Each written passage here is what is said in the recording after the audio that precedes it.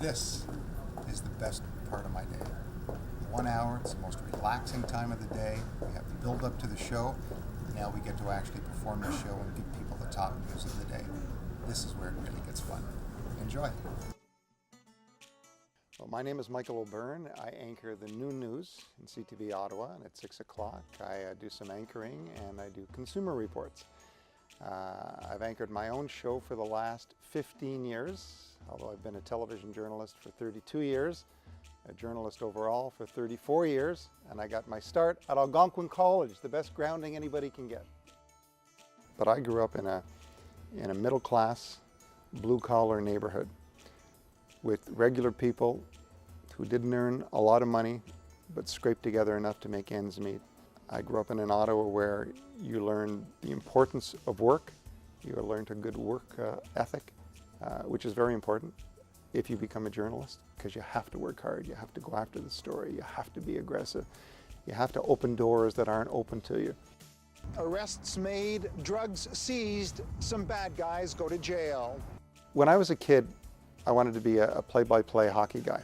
I actually applied to a little school that sent me a pamphlet on hockey broadcasting. It was a fellow named Danny Gallivan who put this together, so I remember doing that as a kid. Then really didn't give it a lot of thought until I was in school, and I was actually taking a museum technology course at Algonquin College. I was working for the Ottawa Archives, and I put together a sports display, an Ottawa Archives display. Part of that job entailed going to other cities and talking to former sports celebrities like Russ Jackson, who was a football legend here in town. I put together this display and the media came in and did some interviews with me. And after a series of interviews, I thought, you know what? That's what I want to do. I want to do what she just did. And I quit that job, applied to Algonquin, and went back to school. I took the print journalism program, and an element of that program was TV. And I really thought the TV part was pretty cool, and I did what you guys are doing now. I went out and shot some stories and we edited them, and I thought that was pretty cool. But I was a print reporter initially and got my first job at the Ottawa Journal, which folded in 1980, and that's when I moved into radio.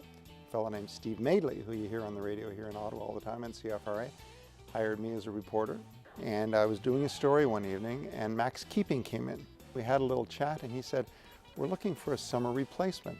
Are you interested?" I said, "Yeah, I'd like to come in for an interview." And I went in for the interview, and I got the job, and I remember getting the call at home from a fellow named Al Mackay, who said, "Michael, we'd like you to come and work for us this summer, and maybe there'll be something in the fall." And I said, "Well, let me think about it." And I put the phone down and went, "I'm going to work in TV." It was fabulous. And then waited about 10 minutes, called him back and said, "Yeah, I'd really love to do it." And then the rest is history. Parts of their life should seem larger than life. Incredible memories to last a lifetime. From hi-fis to high fashion, if the Finns don't make it, they import it. Today, Jamaica is a sovereign nation all its own. Modern technology has diminished the chance of death. For the first time in Canada, doctors will be implanting an artificial heart, a Jarvik 770. My first really big story, I think, that made me realize that I could do this job and do it well was a documentary I did back in the early 1980s on Canada's first artificial heart implant. It was a woman from Orleans named Noella LeClaire. She was the first woman in Canada to have an artificial heart put inside her to keep her alive until they could find a human heart. The documentary was called A Bridge to Life. So we went into the operating room when they opened her up and put the artificial heart in. We were the only camera crew in Canada allowed to do that.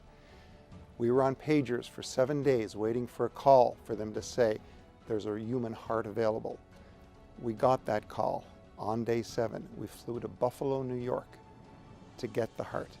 We picked up the heart, we flew back to Ottawa, we went into the operating room, they took the artificial heart out, they put the human heart in, and we did an interview with Noella LeClaire a couple of days later. We literally did a story on a woman who was certainly going to die to a woman who ended up living for another 25 years.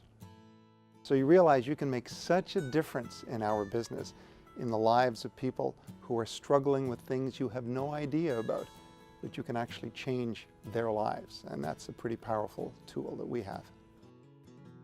I don't look at retirement as being something where you just sit around and you do nothing. But to tell you the truth, I think number one on my list is going to be spending a lot of time with my grandbabies, who won't be babies by the time I retire. And golf. I have a passion for golf. Doesn't mean I'm good at it, but I have a passion for golf. And in retirement, whenever that is, 4 or 5 years down the road, I'm going to become a better golfer. I just want people to know that, number one, Michael O'Byrne was a good guy to work with. He was a good journalist. He not only respected his colleagues, but he respected his audience.